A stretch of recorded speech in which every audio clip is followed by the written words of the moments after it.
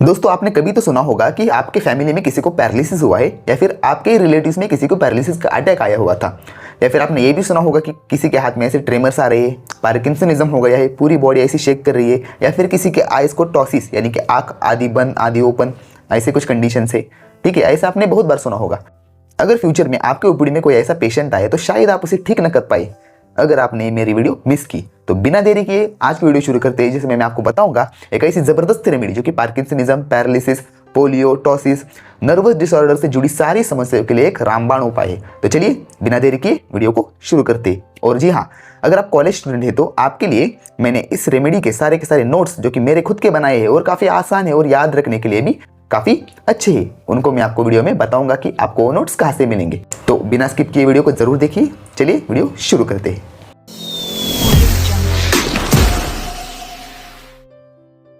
तो जैल्सीमियम की स्टोरी शुरू करने से पहले मैं आपको बताना चाहूँगा कि हमें जैल्सीमियम 2-3 पॉइंट से ही पूरी की पूरी रेमेडी याद करनी है। तो उनमें सबसे पहला पॉइंट है दोस्तों DDDT यानी कि D3T, ये एक हो गया।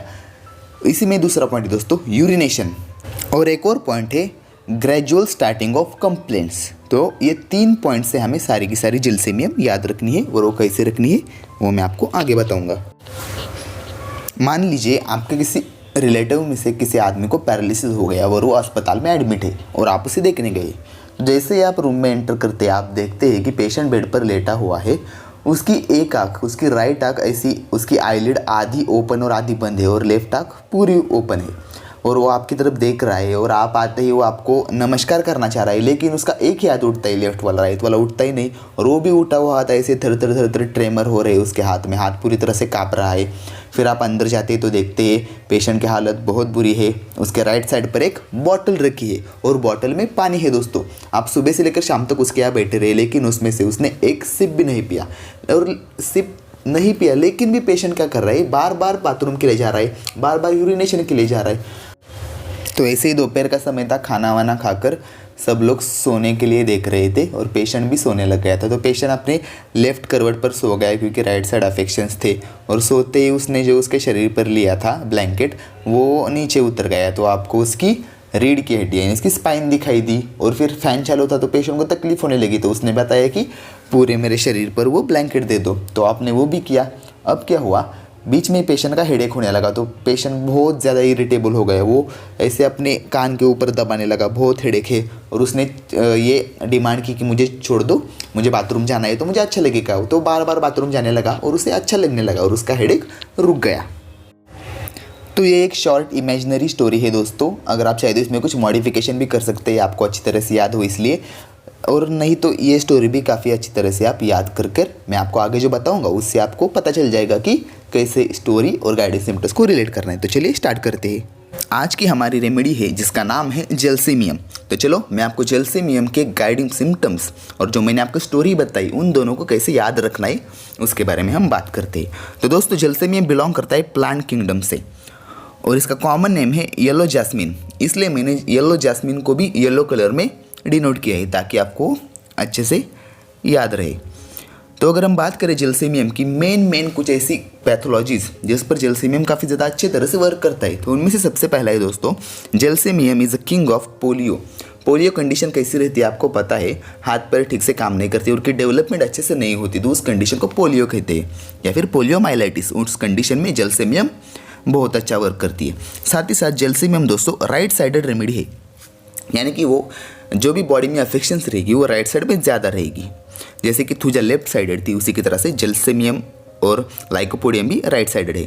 थर्ड है दोस्तों major action on nervous system. अब पोलियो यानी कि ये नर्व से जुड़ा हुआ डिसीज़ है, यानी कि अब समझो पैरालिसिस है या फिर कोई भी ऐसी जो पैथोलॉजी है वो नर्व से रिलेटेड है, तो उस कंडीशन में जैल्सीमियम काफ़ी अच्छा वर्क करती है। इसी के साथ इट इज़ अ ग्रेट पैरालाइजर, यानी क्रूड फॉर्म में जैल्सीमियम पैरालिसिस प्रोड्यूस करने का काम करती है, यानी कि क्रूड फॉर्म में वो जो एक्शन प्रोड्यूस करती है वही पोटेंटाइज फॉर्म में उस चीज़ को वो क्योर करेगी। इसीलिए इट इज़ ग्रेट पैरालाइजर, यानी कि पैरालिसिस कंडीशन में अच्छा काम करती है। साथ ही साथ दोस्तों जैल्सीमियम एक्यूट ड्रग है, इसलिए constitution is not very important, इसलिए कॉन्स्टिट्यूशन के ऊपर हम ज़्यादा ध्यान नहीं देंगे। और थर्मल्स की बात करें तो थर्मल कोई सा भी हो सकता है, ऐसा पर्टिकुलर कुछ नहीं है। और मायाजम दोस्तों सोरा है, ठीक है। तो गाइडिंग सिम्टम्स, तो दोस्तों सबसे पहला है gradual development of disease, symptoms develop several days after exposure two elements, यानी जो डिसीज प्रोड्यूस होता है वो धीरे धीरे प्रोड्यूस होता है। अब एक तरफ है एकोनाइट और दूसरी तरफ है जलसेमियम। एकोनाइट का जो डिसीज है वो सडन वायलेंट प्रोड्यूस होता है, लेकिन जो जलसेमियम का है वो धीरे धीरे प्रोड्यूस होगा, लाइक ब्रायोनिया के टाइप ही धीरे धीरे उसकी डेवलपमेंट होगी और वो जाते वक्त भी धीरे धीरे जाएगा। सेकंड है दोस्तों dullness, dizziness, drowsiness and tremor, यानी कि DDDT, D3T, ये इसके मेन कीनोट वर्ड्स है दोस्तों। Dullness, dizziness, drowsiness and tremors. Tremors यानी ऐसे कपकपाना, हाथ पैरों का कपकपाना, जैसे कि पार्किंसनिज्म में होता है उसी के टाइप। इन कंडीशन में जलसेमियम बहुत अच्छा काम करेगी। थर्ड दोस्तों tremor is the key note of the remedy. अगर पेशेंट में आपको बहुत ज़्यादा अमाउंट में ट्रेमर्स दिखाई दे रही है तो उस कंडीशन में जलसेमियम को आपको ज़रूर प्रिस्क्राइब करना चाहिए। फोर्थ है दोस्तों great paralyser, so relaxation and prostration of muscular system. Paralysis condition में काफ़ी अच्छा काम करेंगे। तो जाहिर सी बात है पैरालिसिस में कैसे रहता है, मस्कुलर सिस्टम रिलैक्स हो जाती है, वो अपने कमांड फॉलो नहीं करती, यानी कि पैर हम उठाने चाहिए तो भी उठा नहीं सकते, इस टाइप की। और फिफ्थ पॉइंट है दोस्तों फ्लू रेमेडी। और फ्लू में दोस्तों एक कैरेक्टरिस्टिक फ्लू रहता है कि chill runs up and down through the spine और गुड फॉर इन्फ्लुएंजा। अब स्पाइन यानी कि हमारी पीठ की जो हड्डी रहती है, बैक रीढ़ की हड्डी, उस पर हमारे पेशेंट को ऐसा फील रहेगा कि चिलीनेस फील करेगा patient along the spine only, ठीक है। इसलिए फ्लू में जब चिल स्पाइन के थ्रू हमें फील होती है तो उस कंडीशन में जलसेमियम सबसे पहले हमें सोचनी है। सिक्स कंडीशन यानी सिक्स गाइडिंग सिम्टम है दोस्तों थर्स्टलेसनेस इज वेल मार्क। आपको पता होगा थर्स्टलेसनेस की जो रेमेडीज रहती है, यानी कि पेशेंट को बिल्कुल भी प्यास नहीं लगती, उनमें से एक जलसेमियम भी है। सेवेंथ है दोस्तों रिलीफ फ्रॉम स्टिमुलेंट्स। अब देखिए एक पेशेंट है, बहुत डल है, डिजी है, वो क्या चाहेगा कि मुझे स्टिमुलेंट्स यानी कि उत्तेजक करने वाली चीज़ें, फिर वो ऐसी बहुत सी चीज़ें होती है, कुछ ख़राब भी होती है लेकिन इससे उन्हें अच्छा लगता है। 8 पॉइंट दोस्तों माइंड। जलसेमियम पेशेंट का भी काफ़ी कैरेक्टरिस्टिक माइंड है।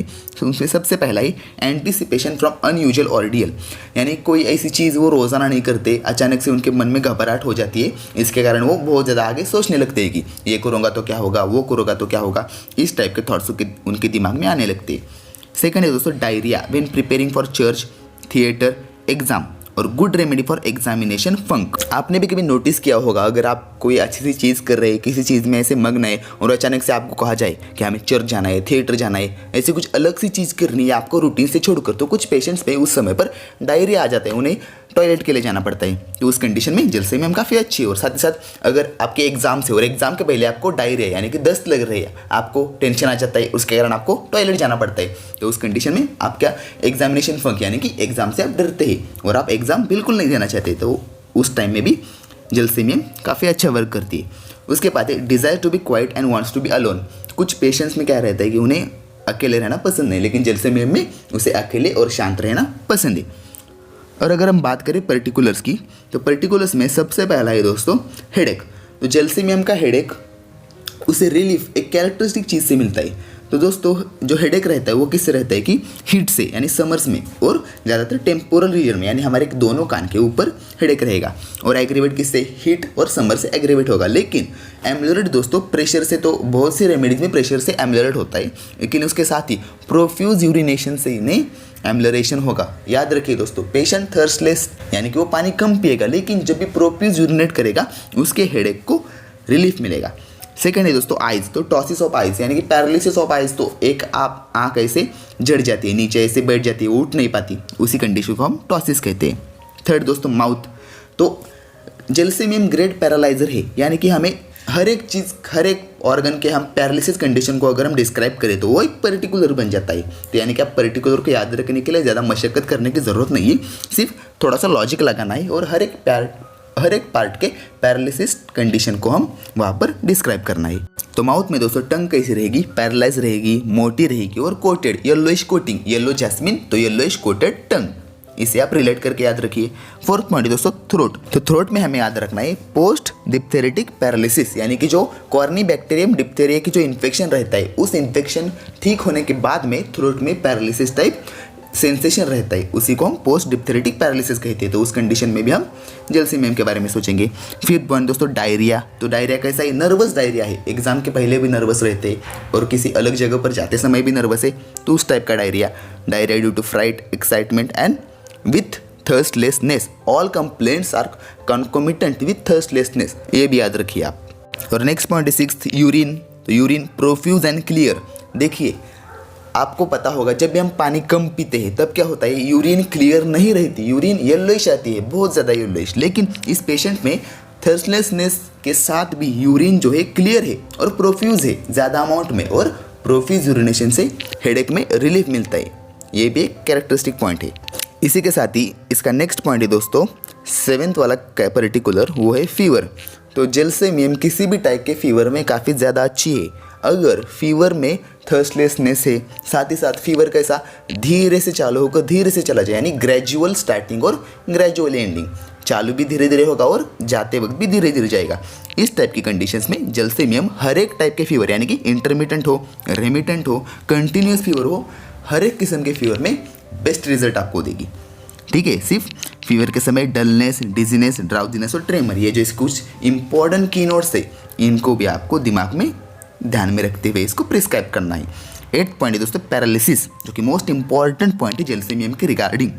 तो ऑनसेट रहेगा पैरालिसिस का, वो ग्रेजुअल रहेगा धीरे धीरे। साथ ही साथ जो ट्रेमर्स, पैरालिसिस के साथ ही अगर किसी हिस्से में ट्रेमर्स हो, यानी कि जो कि रहता है वो पार्किंसनिज्म डिसीज का जो ट्रेमर्स रहता है उसी के टाइप, और उसी के साथ ही complete relaxation and prostration of muscles, ये भी पैरालिसिस का एक कॉमन सिम्टम है। और टंग दोस्तों ट्रेमलिंग रहेगी। ट्रेमर्स और पैरालिसिस को मैंने आपको पहले बताया कि हर एक डिसीज कंडीशन में इसे रिलेट करके लिखना है, तो इसे कहते हैं लॉजिक से आंसर लिखना। ठीक है, तो ये भी आपको याद रखना है। तो टंग के रिगार्डिंग ट्रेमलिंग हो गया, आइज के रिगार्डिंग टॉसिस हो गया, थ्रोट के रिगार्डिंग क्या हो गया, पोस्ट डिप्थेरेटिक पैरालिसिस।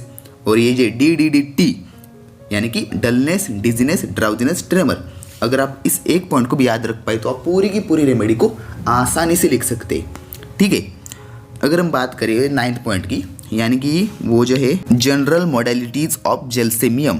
तो दोस्तों जो एग्रीवेशन रहेगा वो एक्साइटमेंट और साथ ही साथ हीट, इससे एग्रीवेट होगा, और जो एम्लोरेशन रहेगा वो प्रोफ्यूज यूरिनेशन और प्रेशर से पेशेंट को एम्लोरेशन रहेगा। तो ये थी दोस्तों पूरी की पूरी जानकारी जेलसेमियम के बारे में और सारे के सारे गाइडिंग सिम्टम्स। अगर आपको इसके नोट चाहिए तो मैंने डिस्क्रिप्शन में लिंक दे दी है, वहां से आप डाउनलोड कीजिए और अच्छी तरह से पढ़िए। तो चलिए मिलता हूं आपसे अगली वीडियो में और लेकर आऊंगा एक और जबरदस्त रेमेडी। तब तक के लिए नमस्कार।